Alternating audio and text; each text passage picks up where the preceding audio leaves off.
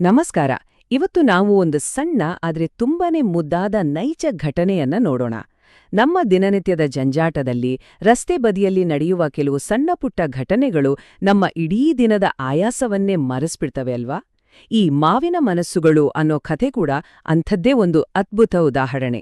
ಇದು ಬರೀ ಯಾವುದೋ ಒಂದು ಹಣ್ಣಿನ ವ್ಯಾಪಾರದ ಕಥೆಯಲ್ಲ, ಬದಲಿಗೆ ಮಕ್ಕಳ ಮುಗ್ಧತೆಯ ಕಥೆ. ಬನ್ನಿ, ಈ ಕ್ಯೂಟ್ ಆದ ಘಟನೆಯನ್ನ ಒಟ್ಟಿಗೆ ಎಂಜಾಯ್ ಮಾಡೋಣ. ಕಟ್ಟೆಯರಸ್ವಾಮಿಯವರು ವಾಕಿಂಗ್ ಹೋದಾಗ ಈ ಕಥೆ ಶುರುವಾಗಿದ್ದು. ಹೌದು, ಪ್ರತಿದಿನದಂತೆ ಅವರು ಬೆಳ್ಳಂಬೆಳಗ್ಗೆ ವಾಕಿಂಗ್ ಮುಗಿಸಿ ವಾಪಸ್ ಬರ್ತಾ ಇದ್ದಾಗ ರಸ್ತೆ ಬದಿಯಲ್ಲಿ ಒಂದು ದೃಶ್ಯ ಅವರ ಕಣ್ಣಿಗೆ ಬೀಳುತ್ತೆ. 3 ಜನ ಪುಟ್ಟ ಪುಟ್ಟ ಹುಡುಗಿಯರು ಸೇರ್ಕೊಂಡು ರಸ್ತೆ ಬದಿಯಲ್ಲಿ ಮಾವಿನ ಹಣ್ಣುಗಳನ್ನ ಮಾರ್ತಾ ಇದ್ರು. ಆ ಮುಂಜಾನೆಯ ಚಳಿಯಲ್ಲಿ ಆ ಮಕ್ಕಳಲ್ಲಿದ್ದ ಉತ್ಸಾಹ ನಿಜಕ್ಕೂ ಎಂಥೋರನ್ನಾದ್ರೂ ಸೆಳೆಯುವಂತಿತ್ತು. ಸಹಜವಾಗಿಯೇ ಕ್ಯೂರಿಯಾಸಿಟಿಯಿಂದ ಅವರು ಆ ಮಕ್ಕಳತ್ರ ಹೋಗಿ ಬೆಲೆ ಕೇಳ್ತಾರೆ. ಅಸಲಿ ಮಜಾ ಶುರುವಾಗೋದೇ ಅಲ್ಲಿಂದ. ಭಾಗ 1: ಮುಗ್ಧತೆಯ ವ್ಯಾಪಾರ ತಂತ್ರ. 3 ಮಕ್ಕಳು ಹಾಗೂ 3 ವಿಭಿನ್ನ ಬೆಲೆ.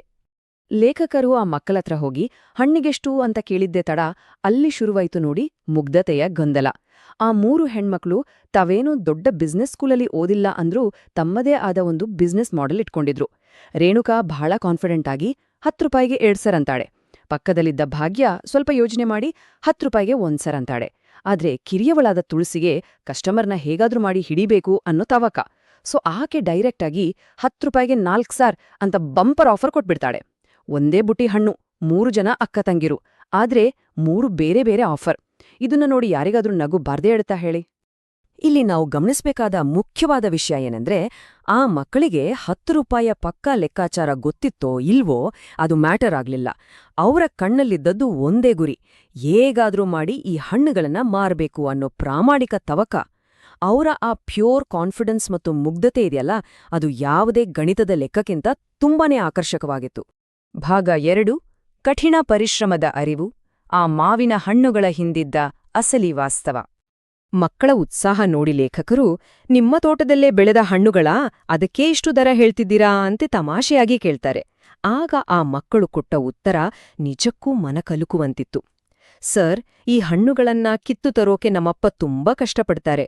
ಮರ ಹತ್ತಬೇಕು, ರುಚಿಯಾದ ಹಣ್ಣು ಆರಿಸ್ಬೇಕು, ಅದ್ರ ಮೇಲೆ ಕೆಂಜಿಗೆ ಇರುವೆಗಳಿರ್ತಾವೆ, ಕೈಗೆ ಕಡಿಸ್ಕೊಂಡಿದ್ದೂ ಉಂಟು ಅಂತ ಬಹಳ ಸೀರಿಯಸ್ ಆಗಿ ವಿವರಿಸ್ತಾರೆ. ಯೋಚನೆ ಮಾಡಿ, ಆ ಪುಟ್ಟ ವಯಸ್ಸಿಗೆ ತಂದೆಯ ಬೆವರಿನ ಬೆಲೆ, ಆ ಶ್ರಮದ ಹಿಂದಿರೋ ನೋವು ಅವರಿಗೆಷ್ಟು ಚೆನ್ನಾಗಿ ಅರ್ಥವಾಗಿದೆ ಅಲ್ವಾ? ತಾವು ಸುಮ್ನೆ ಕೂತು ಮಾರ್ತಾ ಇಲ್ಲ, ಇದರ ಹಿಂದೆ ದೊಡ್ಡ ಪರಿಶ್ರಮ ಇದೆ ಅನ್ನೋ ಅವರ ಕಾಳಜಿ ನಮ್ಗೆಲ್ಲರಿಗೂ ದೊಡ್ಡ ಪಾಠ.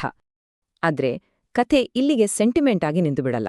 ನಮ್ ಕಿರಿಯವಳು ತುಳಸಿ ಇದ್ದಾಳಲ್ಲ, ಅವಳಿಗೆ ಈ ಸೆಂಟಿಮೆಂಟ್ಗಿಂತ ಬಿಸ್ನೆಸ್ ಕ್ಲೋಸ್ ಮಾಡೋದು ತುಂಬಾ ಇಂಪಾರ್ಟೆಂಟ್. ತಕ್ಷಣವೇ ಅವಳು ಟಾಪಿಕ್ ಚೇಂಜ್ ಮಾಡಿ, ಅದೆಲ್ಲ ಇರ್ಲಿ ಸರ್, ಹಣ್ಣು ತಗೊಳ್ತಿರೋ ಇಲ್ವೋ, ಸುಮ್ನೆ ಮಾತಾಡ್ತಾನೆ ಇದೀರಲ್ಲ ಅಂತ ಕಡ್ಡಿ ಮುರಿದ ಹಾಗೆ ಕೇಳ್ತಾಳೆ. ಈ ಮಾತು ಎಂಥವರಲ್ಲೂ ಮುಗುಳುನಗು ತರಿಸುತ್ತೆ ಖಂಡಿತ. ಅವಳ ಫೋಕಸ್ ನೋಡಿ ಲೇಖಕರನ್ನಕ್ಕೂ ಸರಿ 6 ಹಣ್ಣು ಕೊಡಿ ಅಂತ ಒಪ್ಕೊಳ್ತಾರೆ. ಭಾಗ 3: ಪಾವತಿಯ ಗೊಂದಲ. ಆಧುನಿಕ ವಹಿವಾಟಿನ ಒಂದು ಕ್ಯೂಟ್ ಸವಾಲು. ಈಗ 6 ಹಣ್ಣು ತಗೊಳ್ಳೋದು ಫಿಕ್ಸ್ ಆಯ್ತು. ಆದ್ರೆ ಅಸಲಿ ಟೆನ್ಷನ್ ಶುರುವಾಗಿದ್ದೇ ಇಲ್ಲಿ. ವಾಕಿಂಗ್ಗೆ ಅಂತ ಬಂದಿದ್ರಿಂದ ಲೇಖಕರತ್ರ ಕ್ಯಾಶ್ ಇರ್ಲಿಲ್ಲ, ಬರೀ ಫೋನ್ಪೇ ಇತ್ತು. ಪ್ರಾಬ್ಲಮ್ ಏನಂದ್ರೆ, ಮಕ್ಕಳಿಗೆ ಫೋನ್ಪೇ ಅಂದ್ರೆ ಏನು ಅಂತಾನೆ ಗೊತ್ತಿರ್ಲಿಲ್ಲ. ಅವರು ಕ್ಯಾಶ್ ಕೊಡಿ ಅಂತ ಪಟ್ ಹಿಡಿದ್ರು. ವಾಕಿಂಗ್ ಮುಗ್ಸಿ ಕ್ಯಾಶ್ ತರ್ತೀನಿ ಅಂದ್ರೂ ಮಕ್ಳು ಒಪ್ಲಿಲ್ಲ. ಬದಲಾಗೇನ್ ಮಾಡಿದ್ರು ಗೊತ್ತಾ? ಕಾಸು ಬೇಡ ಸರ್, ಕನಿಷ್ಠ ಪಕ್ಷ 1 ಹಣ್ಣು ತಿಂದು ರುಚಿ ನೋಡಿ ಆಮೇಲ್ ಕಾಸು ಕೊಡಿ ಅಂತ 1 ಹಣ್ಣನ್ನ ಫ್ರೀಯಾಗಿ ತಿನ್ನೋಕೊಟ್ರು. ಎಂಥ ಸೂಪರ್ ಮಾರ್ಕೆಟಿಂಗ್ ತಂತ್ರ ಅಲ್ವಾ? ಕಡೆಗೂ ಈ ಕನ್ಫ್ಯೂಷನ್ ಸಾಲ್ವ್ ಮಾಡಿದು ಮತ್ತೆ ಅದೇ ತುಳಸಿ ಓಡಿ ಹೋಗಿ ತನ್ನಪ್ಪನ್ ಫೋನ್ ತಂದು QR ಕೋಡ್ ತೋರಿಸಿ ಡಿಜಿಟಲ್ ಪೇಮೆಂಟ್ಗೆ ದಾರಿ ಮಾಡ್ಕೊಡ್ತಾಳೆ. ಇದೆಲ್ಲ ನಡೆಯೋ ಗ್ಯಾಪಲ್ಲಿ ಆ 3 ಮಕ್ಕಳ ಬೇರೆ ಬೇರೆ ಮನಸ್ಥಿತಿಗಳು ಭಾರಿ ತಮಾಷೆಯಾಗಿ ಹೊರಬರ್ತವೆ. ರೇಣುಕಾ ನೇರವಾಗಿ 100 ರೂಪಾಯಿ ಕೊಡಿ ಅಂತಾಳೆ. ಆದ್ರೆ ಭಾಗ್ಯ ತುಂಬಾ ನಂಬಿಕೆಯಿಂದ ನಿಂಗೆ ಎಷ್ಟು ಸರಿ ಅನ್ಸುತ್ತೋ ಅಷ್ಟು ಕೊಡಿ ಸರ್ ಅಂತಾಳೆ. ಆದ್ರೆ ನಮ್ಮ ಸ್ಮಾರ್ಟ್ ಬಿಸ್ನೆಸ್ ವುಮನ್ ತುಳಸಿ, ತಡಿ, ಮೊದ್ಲು ದುಡ್ಡು ಕೊಡ್ಲಿ ಆಮೇಲೆ ಹಣ್ಣು ಕೊಡು ಅಂತ ವ್ಯಾಪಾರದ ನಿಯಮವನ್ನ ಪಕ್ಕಾ ಫಾಲೋ ಮಾಡ್ತಾಳೆ. ಈ 3 ವಿಭಿನ್ನ ರಿಯಾಕ್ಷನ್ಸು ಆ ಕ್ಷಣವನ್ನ ಇನ್ನಷ್ಟು ಮುದ್ದಾಗಿಸ್ತವೆ. ಅಂತಿಮವಾಗಿ ಡೀಲ್ ಕ್ಲೋಸ್ ಆಗಿದ್ದು ಎಷ್ಟು ಗೊತ್ತಾ? ಬರೀ 30 ರೂಪಾಯಿಗೆ. QR ಕೋಡ್ ತಂದ ಮೇಲೆ 30 ರೂಪಾಯಿ ಆಗ್ತೀನಿ ಅಂದಾಗ ಆ 3 ಒಟ್ಟಿಗೆ ಆಯ್ತು ಸರ್ 30 ಹಾಕಿ ಅಂತ ಸಿಕ್ಕಾಪಟ್ಟೆ ಖುಷಿಯಿಂದ ಒಪ್ಕೊಳ್ತಾರೆ. ಭಾಗ 4: ವ್ಯಾಪಾರದ ಸಂಭ್ರಮ. ಒಂದು ಯಶಸ್ವಿ ಮುಂಜಾನೆಯ ವ್ಯಾಪಾರ. ಆ QR ಕೋಡ್ ಸ್ಕ್ಯಾನ್ ಆಗಿ ಪೇಮೆಂಟ್ ಆಗಿದ್ದೇ ತಡ ಆ ಮಕ್ಕಳ ಮುಖದಲ್ಲಿ ಅರಳಿದ ಖುಷಿ ಇದೆಯಲ್ಲ, ಅಬ್ಬಾ, ಅದನ್ನ ನೋಡೋದೇ ಒಂದು ಆನಂದ. ನಾವು ಹಣ್ಣು ಮಾರಿದ್ವಿ ಅಂತ ಒಬ್ಬರಿಗೊಬ್ಬರು ನೋಡಿ ನಗ್ತಾ ಕುಣಿದಾಡಿದ್ರು. 30 ರೂಪಾಯಿ ಅವರಿಗೆ ಕೊಟ್ಟ ಖುಷಿ ಜಗತ್ತಿನ ಯಾವುದೇ ದೊಡ್ಡ ಕಂಪನಿಯ ಯಶಸ್ಸಿಗಿಂತ ಕಡಿಮೆ ಇರಲಿಲ್ಲ. ಇನ್ನು ಅಲ್ಲಿಂದ ಹೊರಡುವಾಗ ಆ ಮಕ್ಕಳು ಸುಮ್ನೆ ಬಿಡ್ತಾರಾ? ತಮ್ಮ ಭವಿಷ್ಯದ ಬಿಸ್ನೆಸ್ನ ಗಟ್ಟಿ ಮಾಡ್ಕೊಳ್ಳೋ ಜಾಣ್ಮೆ ನೋಡಿ. ಸರ್, ನಾಳೆಯೂ ಈ ಕಡೆ ವಾಕಿಂಗ್ ಬರ್ತೀರಾ? ಬಂದ್ರೆ ಮತ್ತೆ ನಮ್ಮ ಹಣ್ಣು ತಗೊಂಡು ಹೋಗಿ ಅಂತ ತುಂಬಾ ಪ್ರೀತಿಯಿಂದ ಕೇಳ್ಕೊಂಡ್ರು. ನಾವು ಈ 10 ನಿಮಿಷದ ಭೇಟಿಯನ್ನ ಒಟ್ಟಾರೆಯಾಗಿ ನೋಡಿದ್ರೆ ನಮಗೆ 3 ಅದ್ಭುತ ಕ್ಯಾರೆಕ್ಟರ್ ಸಿಗ್ತವೆ.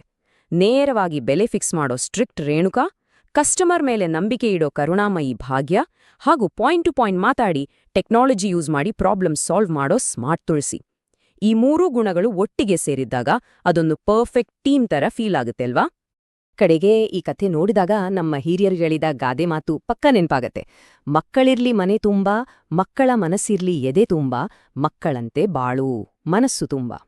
ನಿಜಕ್ಕೂ ಆ ಮಕ್ಕಳ ಮುಗ್ಧತೆ, ಆ ಕಾನ್ಫಿಡೆನ್ಸ್ ಮತ್ತೆ ಸಣ್ಣ ಸಣ್ಣ ಸಾಧನೆಗೆ ಅವರು ಪಡೋ ಖುಷಿಯನ್ನ ನಾವು ನಮ್ಮ ಲೈಫಲ್ಲಿ ಅಳವಡಿಸ್ಕೊಂಡ್ರೆ ನಮ್ಮ ಜೀವನ ಎಷ್ಟು ಹಗುರಾಗುತ್ತೆ ಅಲ್ವಾ? ಅವರು ಬರೀ ಹಣ್ಣು ಮಾರ್ಲಿಲ್ಲ, ಬದಲಿಗೆ ಸಾಕಷ್ಟು ಪ್ರೀತಿ ಮತ್ತೆ ಒಳ್ಳೆ ಪಾಠನ ಹಂಚಿದ್ರು. ಇನ್ನು ಕೊನೆಯದಾಗಿ ಒಂದು ಮುಖ್ಯವಾದ ಮಾತು. ಕಥೆ ಹೇಗಿದೆ, ಕಂಟೆಂಟ್ ಹೇಗಿದೆ, ಸುಮ್ನೆ ಕೇಳಿ ಇರ್ಬೇಡಿ, ಪ್ರತಿಕ್ರಿಯೆ ನೀಡಿ. ಈ ಕಥೆ ನಿಮಗೆ ಇಷ್ಟ ಆಗಿದ್ರೆ ದಯವಿಟ್ಟು ಕಟ್ಟೆ ಇರಿಸ್ವಾಮಿ 76 ವೆಂಕಟಾಪುರ್ ಯೂಟ್ಯೂಬ್ ಚಾನೆಲ್ಗೆ ಸಬ್ಸ್ಕ್ರೈಬ್ ಮಾಡಿ. ಇಂಥದೇ ಮತ್ತಷ್ಟು ಇಂಟ್ರೆಸ್ಟಿಂಗ್ ವಿಷಯಗಳೊಂದಿಗೆ ಮತ್ತೆ ಸಿಗೋಣ. ಅಲ್ಲಿಯವರೆಗೆ ಕಾಡುವ ಒಂದು ಪ್ರಶ್ನೆ: ಇಂದಿನ ಈ ಫಾಸ್ಟ್ ಫಾರ್ವರ್ಡ್ ಡಿಜಿಟಲ್ ಯುಗದಲ್ಲಿ ಈ ಥರದ ಪ್ಯೂರ್ ಮುಗ್ಧತೆಯನ್ನ ನಾವೆಲ್ಲ ಎಲ್ಲೋ ಕಳೆದುಕೊಳ್ತಿದ್ಯವಾ? ಸ್ವಲ್ಪ ಯೋಚನೆ ಮಾಡಿ. ನಮಸ್ಕಾರ.